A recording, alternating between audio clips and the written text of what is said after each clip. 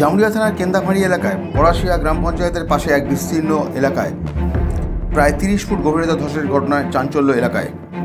পাশেই রয়েছে বেসরকারি কোম্পানির মোবাইল টাওয়ার, আর তার কিছু দূরেই রয়েছে ঘন জনবসতি। প্রায় 10 ফুটের মধ্যে দূরত্বেই আছে বেশ কয়েকটি বাড়ি।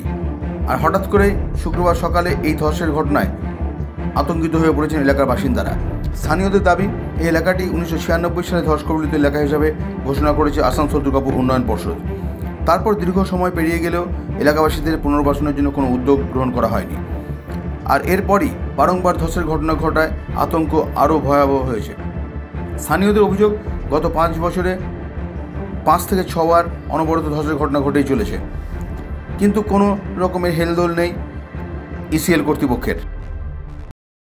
গোফ এখানে হয়েছে, ধস নেমে গেছে।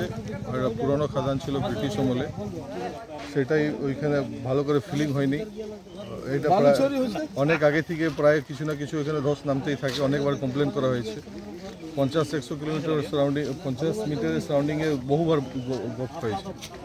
আর আজকে যে হয়েছে এটা তো অনেক সিরিয়াস ঘটনা আছে। এই 10 থেকে 15 ফুটের মধ্যে পঞ্চায়েত ভবন আছে, টাওয়ার আছে, জিও টাওয়ার, মানুষের বসবাস আছে, চারিদিকেই বসবাস আছে। খুব ডেঞ্জার অবস্থা হয়ে আছে। এটা ইমিডিয়েট জানিয়ে বারংবার ইসিএল কর্তৃপক্ষকে জানানোর পরও কোনো ব্যবস্থা গ্রহণ করা হয়নি। স্থানীয় বাসিন্দারা জানান, এই এলাকার পাশেই রয়েছে ভূগর্ভস্থ কয়লা খনি।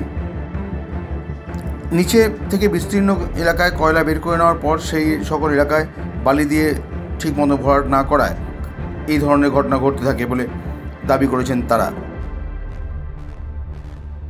সমস্যা আমাদের এটা ধস পরিবার এরিয়া, ঠিক আছে। ইয়ার আগেও আমরা ম্যানেজমেন্টকে জানাচ্ছি, ডিজিএমএসকে পেপার দিয়েছি।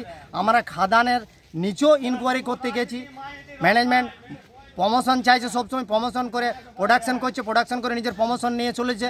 কিন্তু আমরা আজ ধসের পরিমাণে গ্রামে থাকতে পারছি না। ঘরে ফাটল হচ্ছে, বহুবার ঘটেছে, সাউথে ঘটেছে, এখানেও ঘটেছে, ইয়ার আগেও ঘটেছে।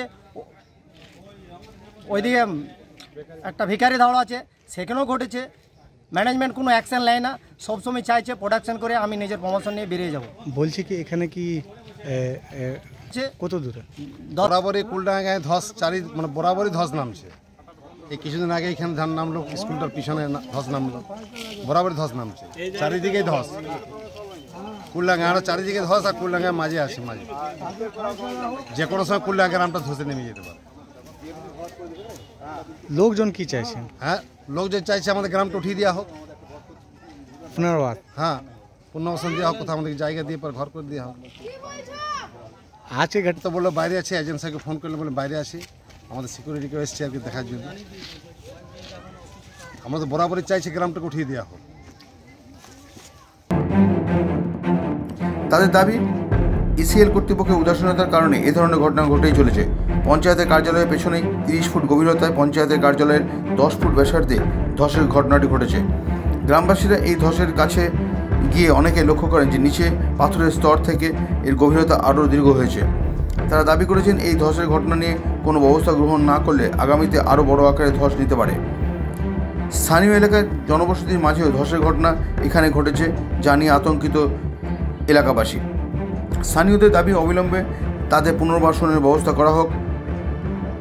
ধসের এই ভয়াবহ ঘটনা ঘটার পরও ইসিএল কর্তৃপক্ষ কিন্তু এখনও ওই এলাকাটি ঘিরে দেওয়ার কোনো রকম ব্যবস্থাই করেননি। Subrata Bauri, LCW India, Jamuria.